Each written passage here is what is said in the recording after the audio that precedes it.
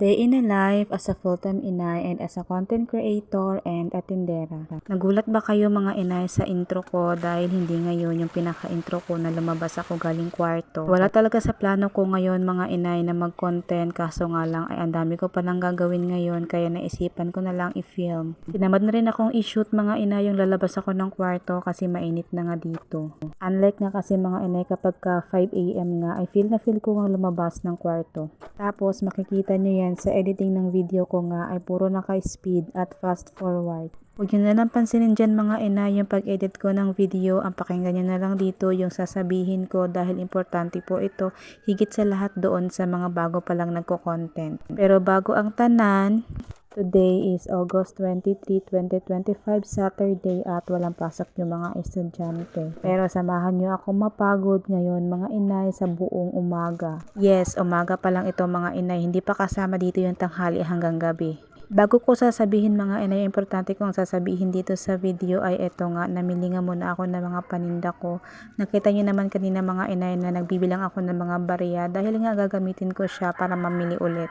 Tapos ito nga, habang nagre-refill ako ng aking mga paninda dito ay sasabihin ko na sa inyo ang importante kong sasabihin. Hindi talaga ako magaling mag-tutorial mga inay pero sasabihin ko sa inyo lahat ng nalalaman ko base lang sa aking experience at obserbasyon. Sasabihin ko na sa inyo in advance mga inay lalo na doon sa mga bago pa lang nagko-content para nang sa ganun ay maiwasan ito sa inyong mga account at mas mapabilis po ang inyong pag-monetize. Kasi sa akin nga mga inay, umabot ako ng almost 2 years before ako na-monetize dahil sa mga nagawa kong mga pagkakamali dito sa Facebook. At para makaiwas kayo mga inay ay pakinggan nyo po itong mga sasabihin ko. Unang-una dito mga inay, pinaka-importante sa lahat yung tinatawag na shadow ban. Yung shadow ban mga inay ay hindi mag-notify sa iyong account na ikaw ay may violation na shadow ban. Yung shadow ban mga inay ay nakukuha ito kapag overwhelming kayo sa pagpo-post. Yun bang mayat maya kayo post ng post. Dapat may interval talaga na 1 to 2 hours before ulit kayo mag-post. Kasi if ever nga na ma-detect kayo, baka magkaroon kayo ng violation na shadow ban. Hindi siya totally makikita sa inyong notification mga inay na nag-violate kayo sa kanya or sa shadow ban.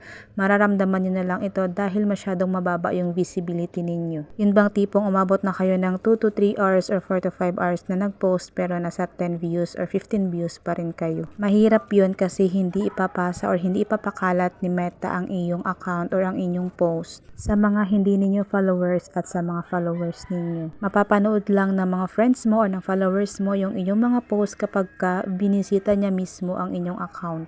Pero hindi siya totally na magpa-pop up sa mga newsfeed ng followers or ng mga friends niyo sa Facebook. Pangalawa kong major violation mga inay dito sa Facebook para maiwasan nyo rin ay yung mag-post ka ng mga nakahubad, especially yung sa mga minor. Na-demonetize ako sa Star mga inay ng mga panahon na kapag post ako ng nakahubad. After 3 weeks pa nga ibinalik sa akin ni Meta yung earnings ko doon sa Star. Isa din sa mga pagkakamali na ginawa ko dito mga inay after ko mag-turn on ng professional mode ay tinurned off ko ulit siya. Kaya ang nangyari mga inay ay nag-back to zero ako. So imbis na monetize na nga ako, tinurned off ko yung professional mode ko at nag-back to zero ako. Nawala lahat, nawala pati yung mga insights ko. As in, back to zero. Kaya wag na wag nyo talagang i-turned off ang inyong mga professional mode once na naka-open na. Next na pinakamabigat kong violation dito mga inay. Ito yung violation na to na hanggang ngayon ay nandito pa rin sa account ko at hindi matanggal-tanggal. Ilang beses na ako mga inay nag-request ng review pero hindi talaga siya matanggal dahil ang nakalagay doon ay hindi na daw ako pwedeng mag-request ng review. Ito nga mga inay yung copyright issue. Nag-post nga kasi ako mga inay ng isang teleserye. Ibig sabihin ay kinuha ko lang yung video na yon tapos in-upload ko sa account ko. Isa yun sa pinakamabigat ko na violation, yung copyright issue ko na hanggang ngayon ay nandito pa rin sa profile ko at hindi matanggal-tanggal. Sana po ay makatulong ito sa inyo para sa ngayon pa lang ay maiwasan ninyo yung mga ganitong gawain. Salamat po sa panonood.